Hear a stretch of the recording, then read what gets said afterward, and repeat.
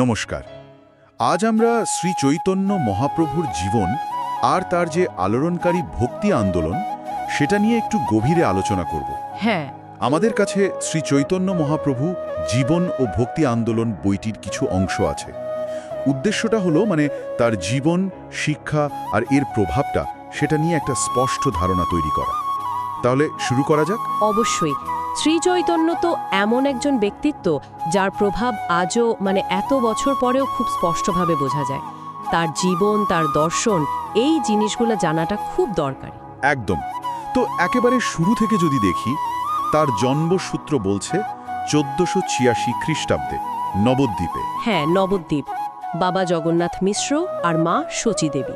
আসল নাম ছিল বিশ্বম্ভর, কিন্তু নিম গাছের নিচে জন্মেছিলেন বলে ওই নিমাই নামটাই বেশি চালু হয়ে যায়, তাই না? ঠিক, নিমাই নামেই পরিচিতি, আর ছোটবেলা থেকেই অসাধারণ মেধাবী ছিলেন। হ্যাঁ, শোনা যায় খুব অল্প বয়সেই সংস্কৃত ন্যায়শাস্ত্রে দারুণ পণ্ডিত হয়ে উঠেছিলেন।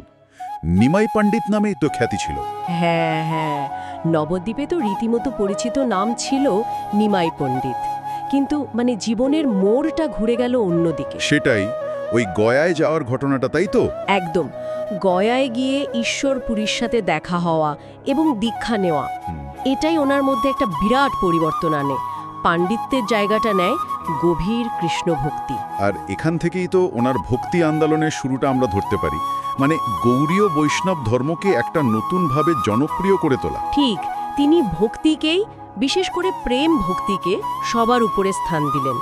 শাস্ত্রের কচকচানি বা শুধু আচার বিচার নয়, সহজভাবে ভগবানের নাম নেওয়া, ওই হরিনাম সংকীর্তন, ওটাকেই প্রধান করে তুললেন। আর সবচেয়ে বড় ব্যাপার ছিল বোধহয় ওই সাম্যের কথাটা।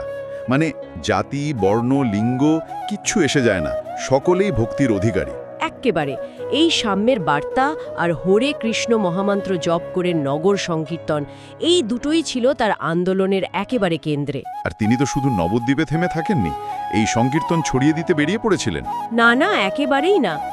নবদ্বীপ থেকে পুরী, তারপর দক্ষিণ ভারত, বৃন্দাবন, পায়ে হেঁটে দীর্ঘ ভ্রমণ করেছেন, প্রায় 6 বছর ধরে। হ্যাঁ, প্রায় তাই।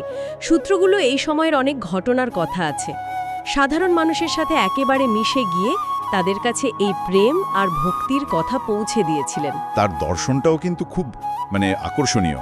ওই যে অচিন্ত ভেদাভেদ তত্ত্ব। হ্যাঁ, অচিন্ত ভেদাভেদ।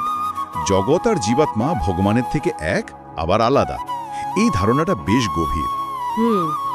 তত্ত্বটা একটু জটিল। অচিন্ত যা সাধারণ চিন্তা বা যুক্তি দিয়ে পুরোপুরি বোঝা যায় না। তিনি বলতে চেয়েছেন জীব বা জগৎ ভগবানেরই অংশ, তাই আলাদা নয়।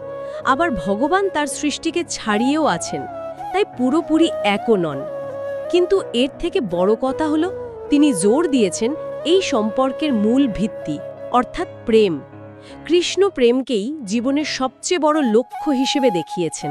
জীবনের শেষ দিকটা তো পুরীতেই কাটালেন। হ্যাঁ, শেষ প্রায় 18 বছর পুরীতেই ছিলেন। গভীর ভগবত প্রেমে মগ্ন থাকতেন। 1534 সালে তার লীলা সংবরণ হয় বলে মনে করা হয়। আর তার প্রভাব সেটা তো আজও বিশ্বজুড়ে দেখা যায়, বিশেষ করে ইসকনের মাধ্যমে। ঠিক, ইসকন তো বটেই। তার মূল শিক্ষাগুলো ওই প্রেম আর ভক্তি, জাতিভেদ না মানা, সংকীর্তনের মধ্যে দিয়ে ঈশ্বরের কাছে পৌঁছানো, এগুলোই তো প্রজন্মের পর প্রজন্ম ধরে মানুষকে প্রভাবিত করে চলেছে।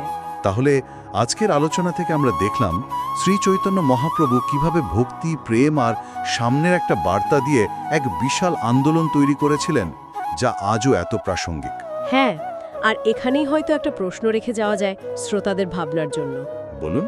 আজকের এই যে এত দ্রুত বদলাতে থাকা সমাজ, যেখানে এত বিভেদ, এত ব্যক্তিকেন্দ্রিকতা, সেখানে দাঁড়িয়ে সকলে মিলেমিশে জাতি, ধর্ম, বর্ণ ভুলে গিয়ে একসঙ্গে নাম সংকীর্তন করে কোনো এক পরম সত্তার প্রতি ভক্তি জানানোর ধারণাটা, এটা কি আজকের দিনেও কোনো প্রাসঙ্গিকতা খুঁজে পেতে পারে? এর কি কোনো সামাজিক বা ব্যক্তিগত তাৎপর্য থাকতে পারে? এটা নিয়ে হয়তো ভাবা যেতে পারে।